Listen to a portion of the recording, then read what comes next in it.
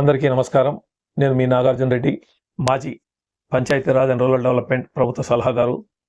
ఈరోజు రాష్ట్రంలో ఉన్నటువంటి ఆరోగ్యశ్రీ పథకాన్ని గురించి చెప్పదలుచుకున్నాను.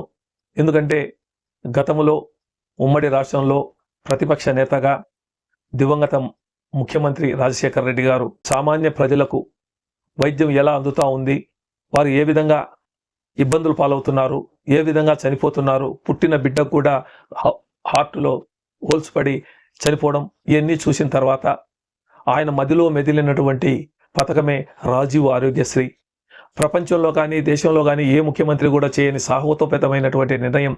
సామాన్యులకు కూడా సూపర్ స్పెషాలిటీ హాస్పిటల్లో వైద్యం అందే విధంగా మన రాజశేఖర రెడ్డి గారు చేస్తే, దాని తర్వాత తెలుగుదేశం ప్రభుత్వం, ఆ ప్రభుత్వంలో కూడా సరిగా సక్రమంగా చేయక, మళ్ళీ తర్వాత జగన్మోహన్ రెడ్డి గారు ముఖ్యమంత్రి అయిన తర్వాత ఆ రోజు ఆరోగ్యశ్రీలో 1240 రకాలైనటువంటి సేవలుంటే దాన్ని ఇంకా ఇతర జబ్బులను కూడా పెంచి 3260 జబ్బులకు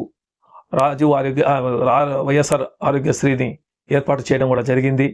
అదే కాకుండా 25 లక్షల వరకు వారికి హాస్పిటల్లో చూపించుకునేదాన్ని కూడా పెంచడం కూడా జరిగింది. మరి ఈ ప్రభుత్వం, కూటమి ప్రభుత్వం, చంద్రబాబు గారు వచ్చిన తర్వాత ఈరోజు సామాన్యులు ఎవరన్నా ఆరోగ్యశ్రీకి పోతామన్నా కూడా వాళ్ళకు అక్కడ హాస్పిటల్లో ఆరోగ్యశ్రీ ద్వారా చేసుకునే పరిస్థితి లేదు. ఎందుకంటే వాళ్ళకు కూడా హాస్పిటల్స్ వాళ్ళు కూడా దాదాపు 4,000 నుంచి 6,000 కోట్ల రూపాయలు బకాయిలు పడిన తర్వాత వాళ్ళు కూడా మేము చేయలేము అని చెప్పేసి అని కూడా వెనక్కి తిరగడం. మళ్ళీ అదేవిధంగా ఈరోజు బీమా సౌకర్యాన్ని కల్పిస్తాం, ఆ బీమా సౌకర్యంలో మీరు చూపించుకోండి అని చెప్పడం జరుగుతూ ఉంది. ఈ బీమా సౌకర్యం అనేది దీంట్లో చాలా పాయింట్లు ఉన్నాయి. అవన్నీ చూపించుకొని అవన్నీ అప్రూవల్ అయ్యే లోపల నిజంగా ఎవరికైనా గుండె జబ్బు వచ్చినా, ఏదైనా ఎమర్జెన్సీ జరిగినా దానికి చేసేదానికి అవకాశం ఉండదు. కాబట్టి ఇంతకుముందు జగన్మోహన్ రెడ్డి గారు ముఖ్యమంత్రి అయిన తర్వాత 104, 108 సంబంధించి ఒకేసారి 1044 కొత్త వెహికల్స్ తీసుకురావడం జరిగింది.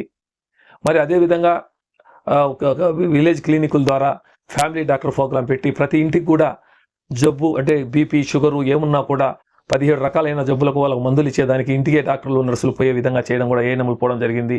కానీ ఈ ప్రభుత్వంలో అవన్నీ జరగడం లేదు. కాబట్టి ఖచ్చితంగా గత ప్రభుత్వం మాదిరిగా ఈరోజు జనం ఆలోచిస్తున్నారు గత ప్రభుత్వంలో ఏ విధంగా జరిగిందనేది.